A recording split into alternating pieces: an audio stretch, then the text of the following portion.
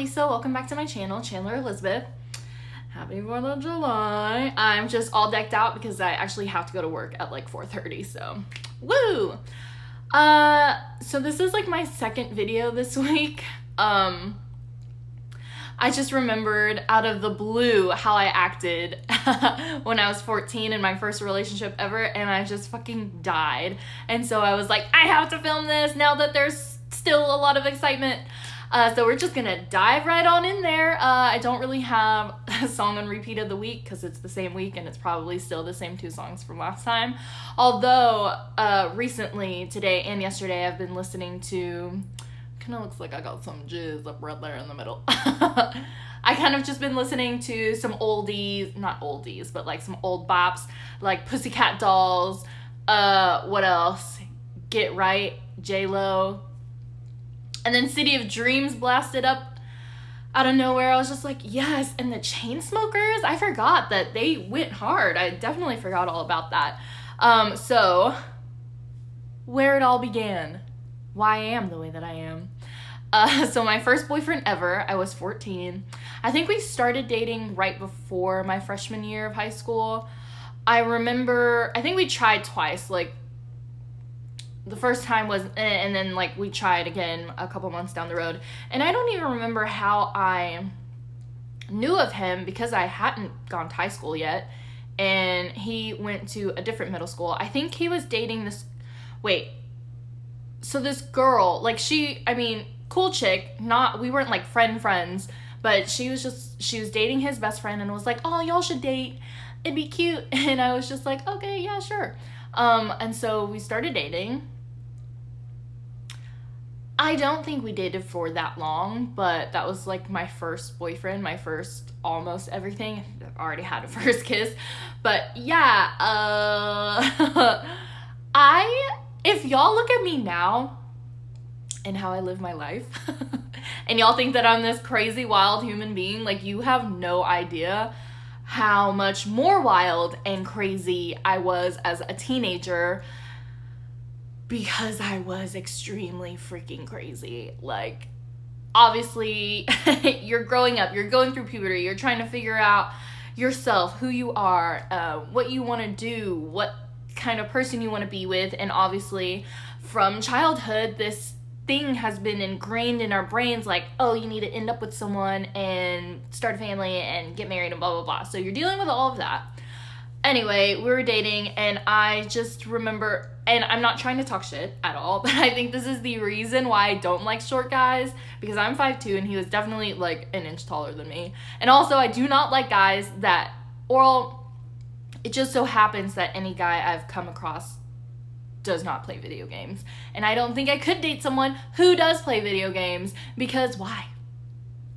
I mean, I know I binge a lot of fucking Netflix and everyone has their own thing, but I just never got it. Anyway, he played a lot of video games.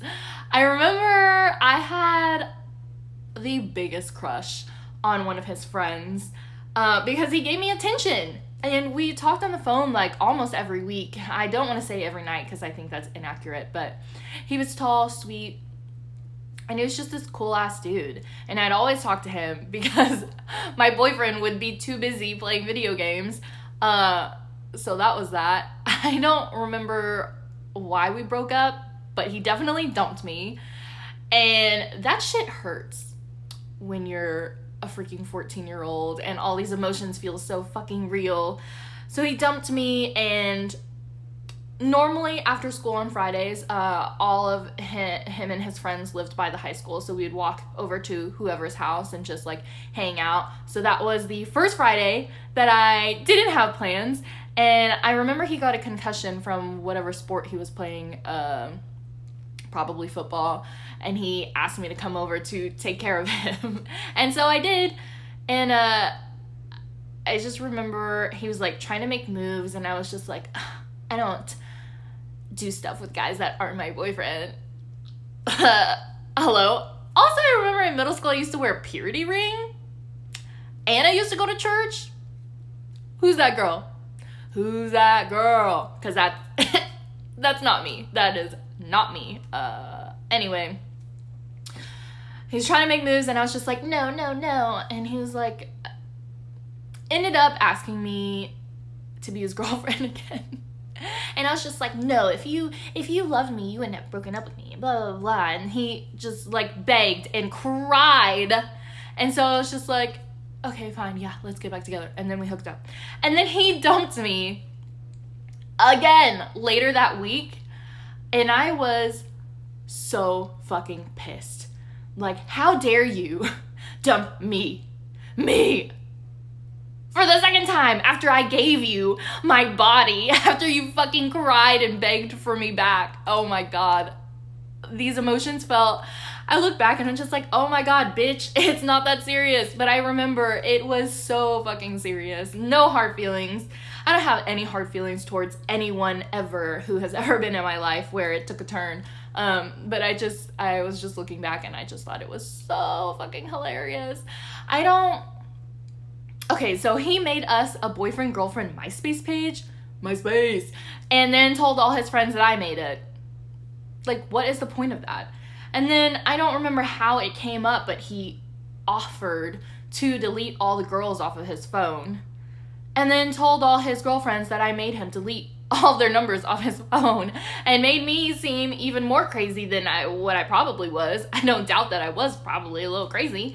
But I just didn't get that. And I think that week of the second breakup, we either had plans or he said he was gonna call or text and he didn't. And of course it was the fucking end of the world. And I'm just like, what are you doing? Blah, blah, blah, blah, blah. And then he dumped me because I was insane. And I remember just being like, fuck you. And I was always in love with your friend and blah, blah, blah, blah. And I just remember being so fucking mad. And I was just like, I'm gonna fucking suck all these dicks now. And fuck you, you're short, no one wants to be with you.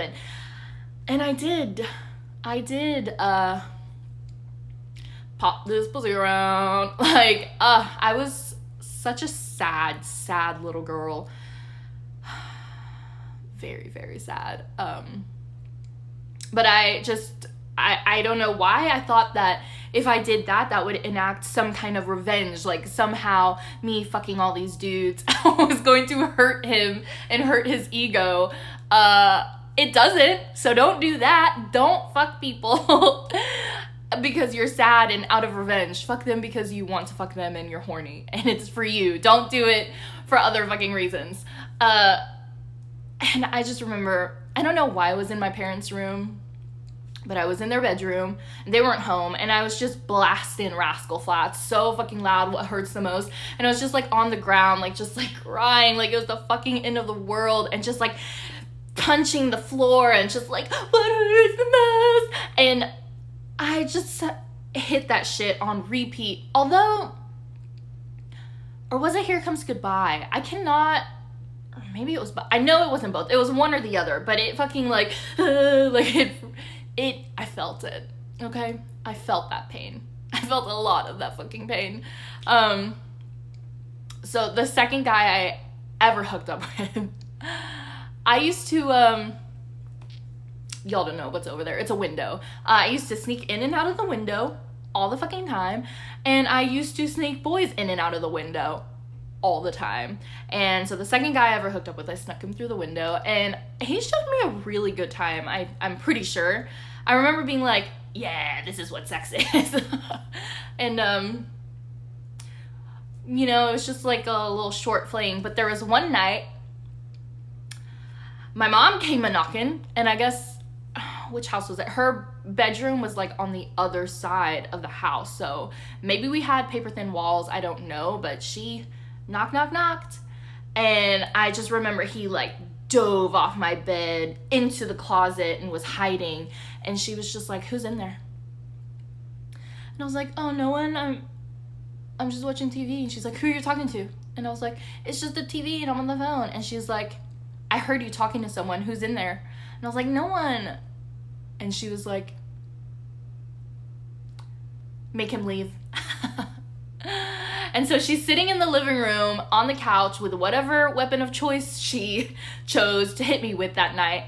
Was it the end of a fly swatter or was it a long ass chopstick? I don't know. Probably the fly swatter. And I was 14. That was the last time she ever hit me, because that was the last time I ever did anything bad or got caught doing anything bad. So obviously I couldn't just sneak him out the window. I didn't want her to know my technique. So he fucking had to walk out of my house, past my mom, through the front door. And it was just so awkward and just heartbreaking for me. Like, wow, this is my life. This is my life. And so he left, and then my mom hit me. And that was that. But I remember the next day when my dad looked at me, he just had the most disappointed look on his face. And I was like, I never want to make my dad look at me like that ever again. Oh my God. Did I continue to sneak in and out of the window? I sure did. Did I continue to sneak boys in and out of the window? Yes. But I made sure to not get caught. So that was the whole freaking, my adolescent life is just, for some reason, chasing, I just hit the mic, chasing after either seeking attention or affection from guys who wanted nothing to do with me. And there were some guys where I was definitely like, yeah, no, I just want to hook up. And then there were some guys where I was like, oh my God, love me, make me feel important. That's not how it works, kiddos, ladies, gents. Like, that's just not how it works. And I don't think I realized that until in my 20s. I was definitely already old enough to drink. So that just continued like this whole, I mean, I party now, but when I party now, it's because I want to dance and I want to have fun with my friends. Like, I'm not partying to go out and look for someone to sleep with or to fill a void. Like, whenever I'm partying, and I only drink if I'm going out dancing. I don't really like to have a casual drink because I used to drink all the fucking time. And I'll look back on that and I would just be like, how did I have that much money and energy to go out? Because we used to go out like 4, maybe 5 times a week. And we'd always hit up Boomer Jacks, but I never got happy hour shit. I always got either Red Bull vodkas or Jaeger bombs, which is additional costs. And my tab was always the highest. And yeah, so definitely partied a lot. I feel like this vlog channel is going to expose how many people I've been with, and it's a lot. Am I proud of it? No, but you know what I did in my teenage years out of fucking sadness and shit, like, it happened, and I am who I am right now. So I don't really care. I just remember there were probably like 2, I think, guys in that teenage years where I was just like fixated on and just needed them. Like, I was just like, please love me, like, I am nothing without you. And you're wrong. But there was just, well, I'm friends with one of them now. But I was 17 whenever we first met, I think, and then we had like a short fling and then had a second fling later on around 20 and 21, because I remember it was around before I was able to drink and when I was able to drink. And but this other guy that I was fucking obsessed with, he was just really fucking tall and hot, and I just put him on this fucking pedestal. And I just look back on that time and I was just like, why the fuck? I remember I would just let him come and go as he pleases. Like, we were boyfriend and girlfriend for probably 2 weeks, but my fucking crazy came out and he obviously like was avoiding me and ended up dumping me because I was fucking insane and I had no chill. And so that was that. But I think I was just extra needy because the guy that I'm friends with now, I was just so used to hanging out with him all the time. So with this new tall dude, I was just always like, do you want to do this? Do you want to come to this party with me? Do you want to blah, blah, blah, blah, blah, blah? And maybe I was a little clingy. But as the month/year went on, he just came and went as he pleased. All he had to do is shoot me a text and be like, hey, I miss you, and then be like, oh, come over, and then nothing would happen after we had sex. And I remember the last time we ever hooked up, had been a long time after it'd been a long time since I've seen him.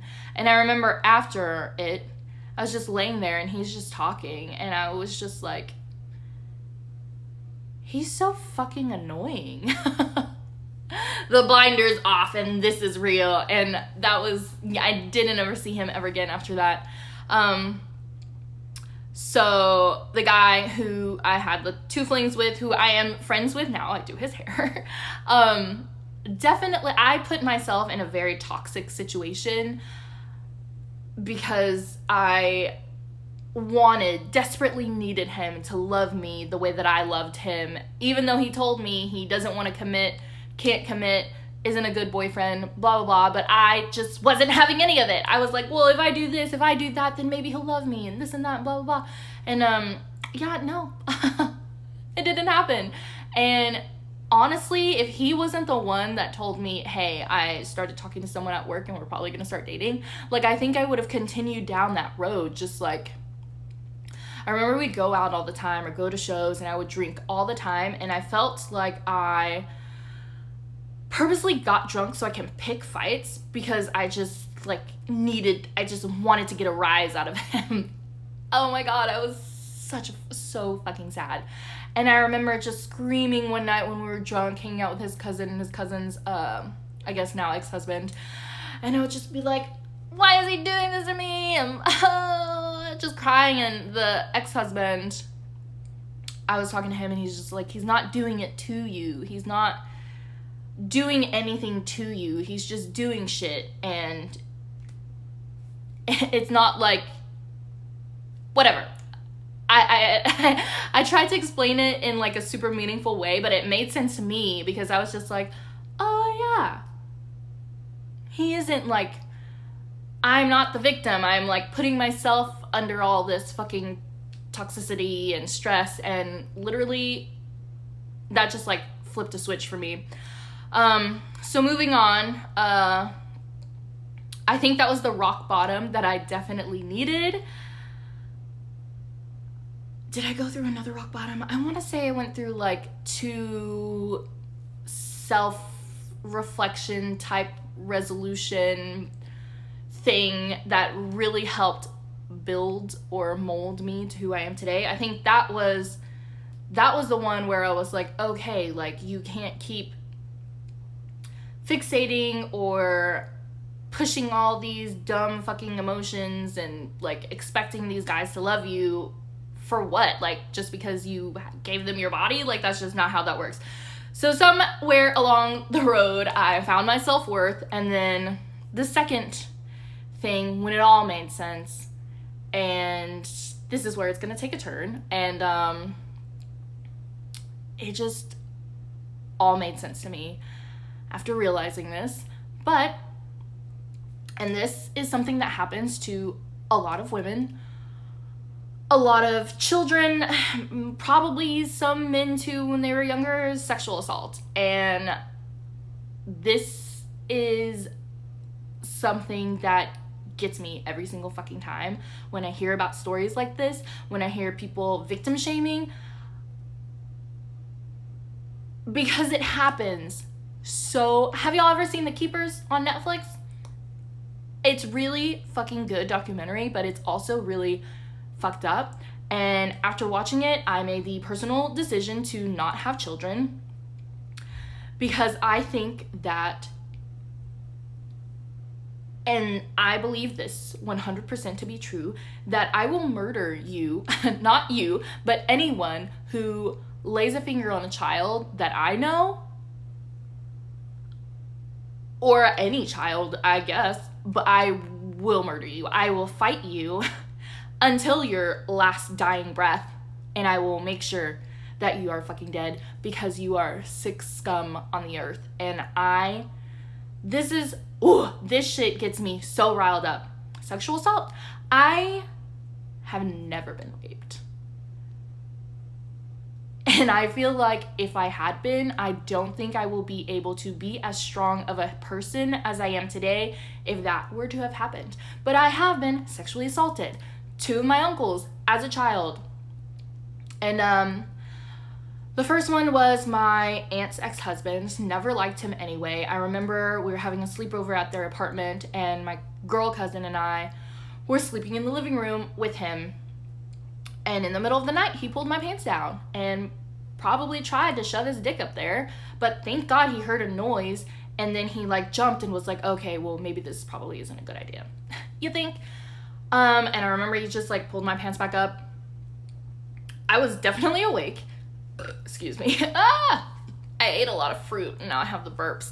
And I just remember sitting up on the couch and crying.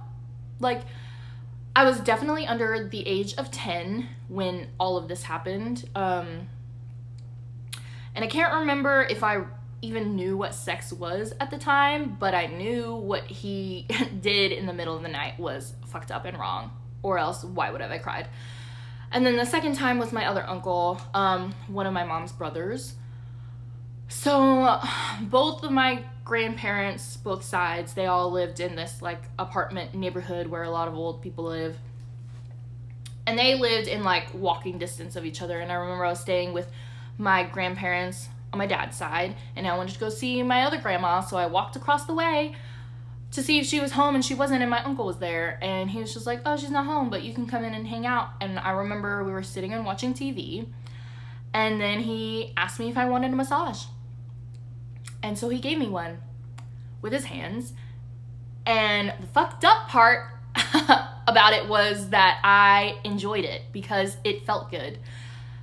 So imagine growing up with that in the back of your head. Like, it is it kind of fucks you up because you know what they're doing is wrong, but it feels good. And I just remember he was just like, oh, this is our secret, like, don't let anyone know.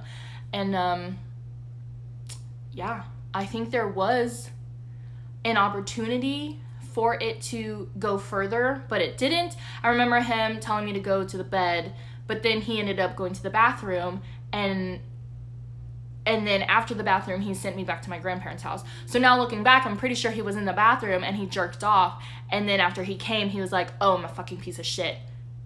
Because you are. And I knew and remembered. Like, I never forgot that these things happened. There's more.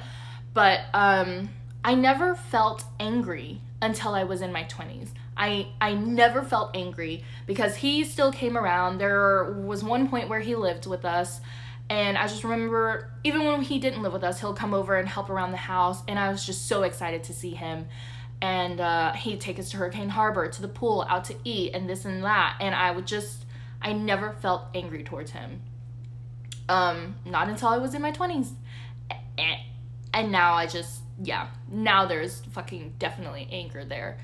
But I remember one time, like shortly after it happened, he'd come over, and we lived in these apartments, and my grandmother was babysitting us, and he came over, and I asked him if he would give me a massage. And he was just like, because my grandma was there, and obviously I don't remember if I asked it out loud or whatever. But speaking of Dayton Square apartments, as children, we would play outside, as children do. And I remember this man who lived probably like 2 buildings down in the same complex. He'd always be outside, either drinking a soda or beer or whatever it was, either hanging out with a friend. He was always outside, just sitting, chilling. And us kids would always run around and play outside and just, I don't know, just fucking, we were kids. We were just outside. And I remember every time we walked past him, we'd all said, hi, hi, hi. And sometimes we'd have a conversation, and then that was it. And I remember one day my parents took me with them to the laundromat because there wasn't a laundry place there. And that was a regular thing we did. And they had like those little game things set up with the coins. And I would run around and either find kids to play with or played with that. But he happened to be there that day. And I remember stopping and saying hi to him. And I was definitely under 10 years old. And we were a little bit further away from my parents. And I remember him sitting me up on his lap and just talking. I don't know what we were talking about. I was a freaking child. But I remember vividly that he was just kind of like caressing my non-existent fucking breasts and like kind of like rubbing over the shirt. And I would just keep running around, like run away, come back, run away, come back. And then I remember there was this was all on the same day that he got me to go outside with him. Vividly remember this scene.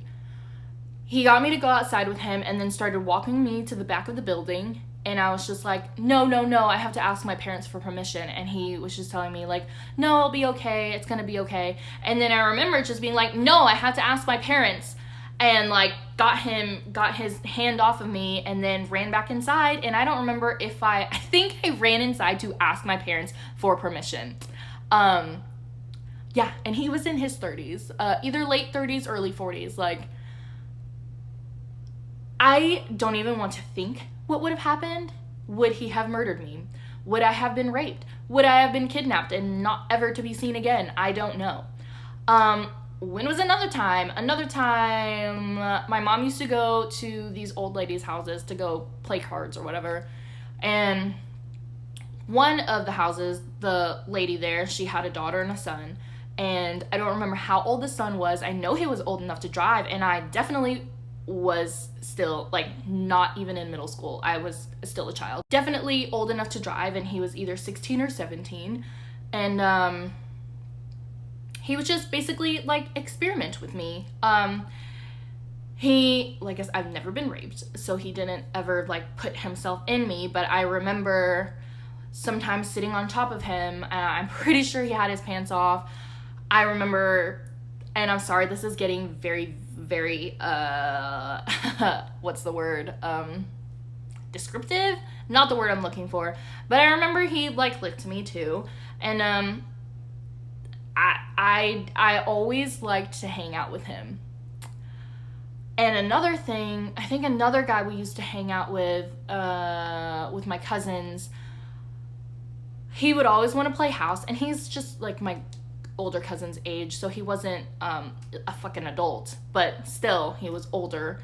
Always wanted to play house, always wanted me to be the wife. I don't remember if he ever, like, touched me anywhere underneath the clothes, but I remember we'd always be in the room and he'd always want to lay in bed and basically just, like, I don't know, like, hold his body against mine. I'm just gonna clear this notification.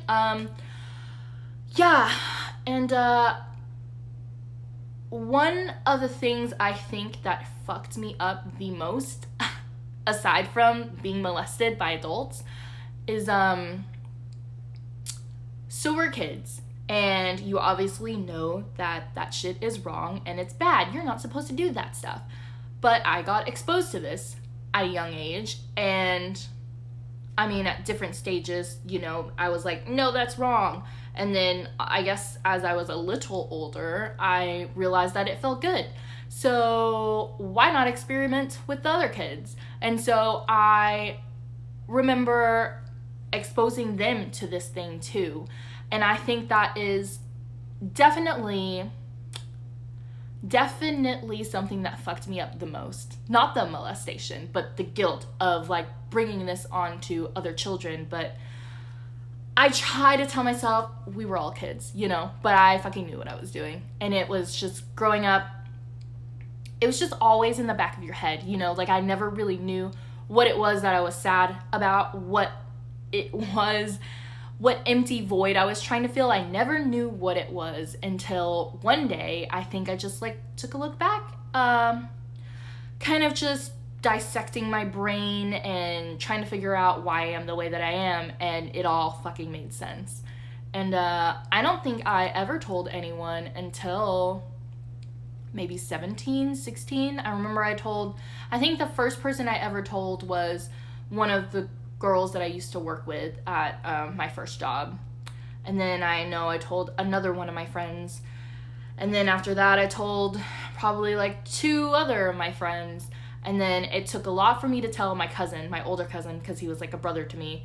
But anytime I would drink with my family, my uncles were never there. But anytime I would drink with my family, I would always drunk cry. Always. I'm like, I don't know why whenever I drink with my friends, like, we're always having a great time, but whenever I drink with my family, I always drunk cry. And I think this was later on in life, like, my girl cousins had kids, and I think someone said, oh yeah, uncle's gonna watch Mia, and I flipped my fucking lid. I was like, do not let him watch her. Do not fucking let him watch her. And I started crying, and I was drunk, and they, like, took me into this room. It was just like, what's wrong? And then I told my cousin, and he was fucking pissed. And I only told my dad, like, a couple years ago. Never told my mom. I never ever told my mom. I never will. I don't know what telling her would do. You know, like, I just gonna spare her that.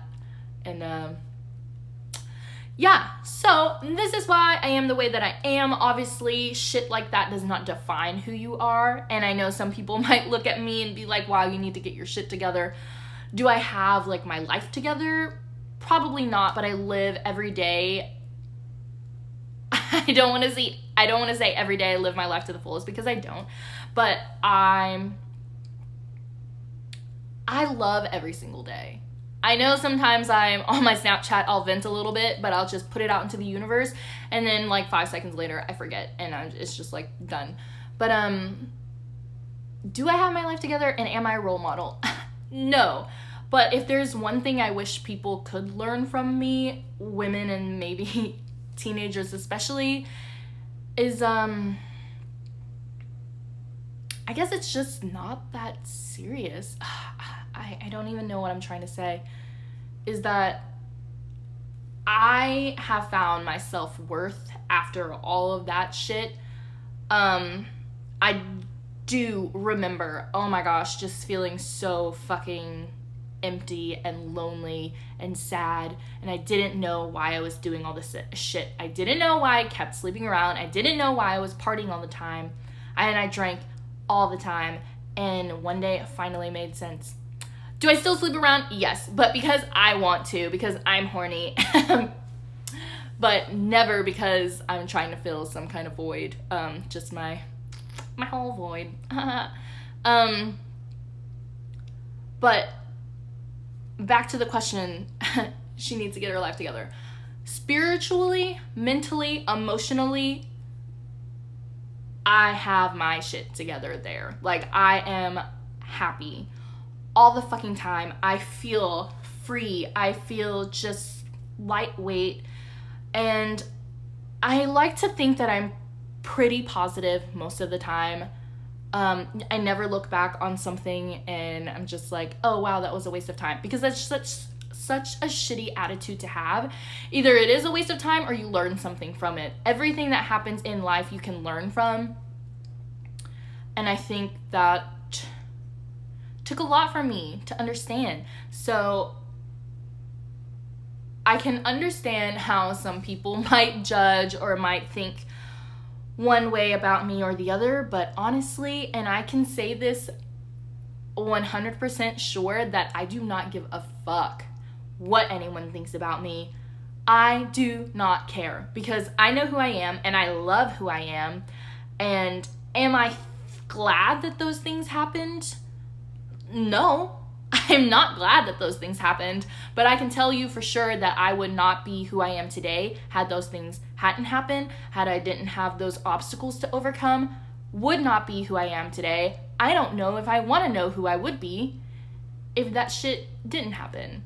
The pieces all laid where they fell, and I just had to, like, jump around and just, like, fight for myself. And I definitely do take so much pride in how strong I am as a person, and I take pride in just putting myself first. I will choose me 100% of the time, and I feel like this is my second time filming. So I filmed yesterday and I brought something up about my ex, and I can't remember why I brought it up, but I had already started to discover and find my worth before I met him. So whenever I did meet him, it was just, this is why I will never regret our relationship, because he just enhanced this happiness, like that, this new happiness that I found. He enhanced it, and he just, my inner growth, or my growth in general, just sprouted because of him. So I